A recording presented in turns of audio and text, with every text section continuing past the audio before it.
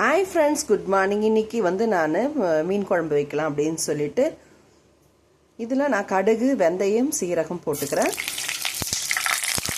இப்போ கருவேப்பிலையை ஆட் பண்ணிக்கிறேன்.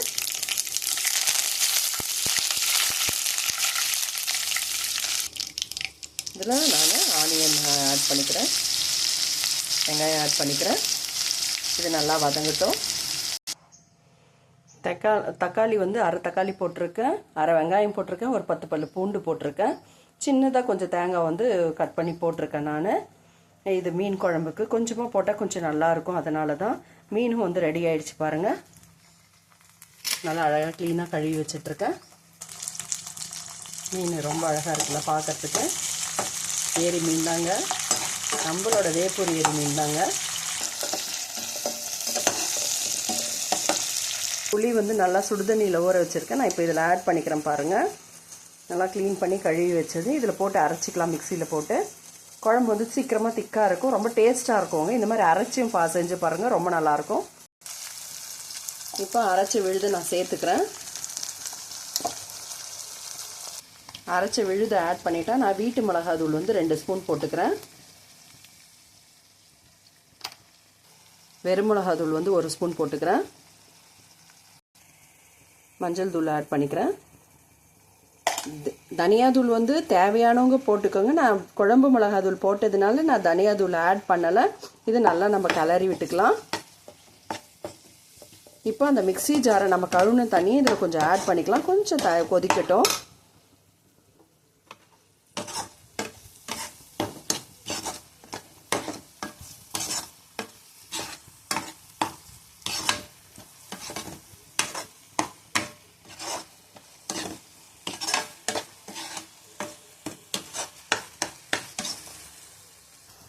தேவையான அளவு உப்பு ஆட் பண்ணிக்கலாம்.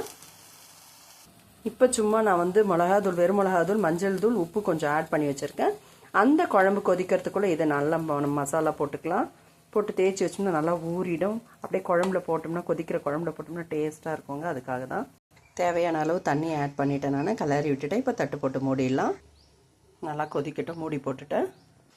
நல்லா மீன் வந்து நல்லா ஊறிடுச்சு. இப்போ குழம்பு பார்க்கலாம். குழம்பு நல்லா கொதிக்குது, எடுத்துடலாம். இதில் நம்ம மீனை ஆட் பண்ணிக்கலாம்.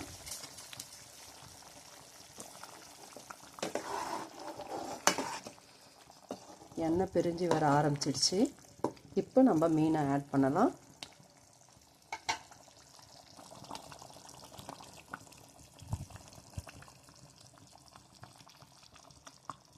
மீனை ஆட் பண்ணிட்டேன். இப்போ நான் தட்டு போட்டு மூடிட்டேன். ஒரு 2 நிமிஷம் கொதிக்கட்டும்.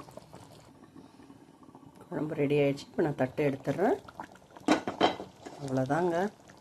இப்போ நம்ம கொத்தமல்லி, கருவேப்பிலை போட்டு இறக்கிடலாம்.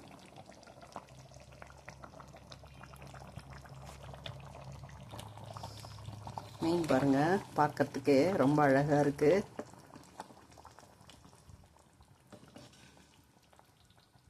வாங்க ஃப்ரெண்ட்ஸ், சாப்பிட்லாம். எல்லோரும் டேஸ்டான ஒரு ஏரி மீன் குழம்பு எப்படி இருக்குன்னு பாருங்கள். இது மாதிரி செஞ்சு பாருங்கள், ரொம்ப சூப்பராக இருக்கும். ரொம்ப அன்பாக சமைங்க, ரொம்ப ருசியாக சமைங்க, ரொம்ப நல்லாயிருக்கும், டேஸ்ட்டாக இருக்குங்க ஃப்ரெண்ட்ஸ். வாங்க ஃப்ரெண்ட்ஸ், தேங்க்யூ, பாய் ஃப்ரெண்ட்ஸ். நம்ம அடுத்த வீடியோவில் பார்க்கலாம். பாய். பாருங்கள், மீன் சாப்பிட்றதுக்கு நான் தட்டில் வச்சுட்டேன், ட்ரான்ஸ்ஃபர் பண்ணிட்டேன். பார்க்குறதுக்கே ரொம்ப அழகாக இருக்குது. எல்லாருமே வாங்க ஃப்ரெண்ட்ஸ், சாப்பிட்லாம். இது மாதிரி ரெசிபி வந்து இது மாதிரி செஞ்சு பாருங்கள், ரொம்ப நல்லாயிருக்கும். என்னோடய ஃப்ரெண்ட்ஸ் எல்லாருமே கேட்குறாங்க, ரொம்ப நல்லா பண்ணுற அப்படின்னு சொல்லிட்டு. என் ஃப்ரெண்ட்ஸுக்கெல்லாம் நான் செஞ்சு கொடுத்துருக்கேன், அவங்களாம் சாப்பிட்ருக்காங்க. நீங்கள் எல்லாருமே வாங்க, இன்ஸ்டாவில் லைக் போடுங்க, ஷேர் பண்ணுங்க. கண்டிப்பாக எனக்கு வந்து ஒரு ஃபோன் பண்ணி இந்த மாதிரி நாங்கள் வந்திருக்கோம், வரோம் அப்படின்னு சொல்லுங்கள். நான் கண்டிப்பாக செஞ்சு கொடுக்குறேன் உங்களுக்கு எல்லாருக்குமே. Thank you, bye friends.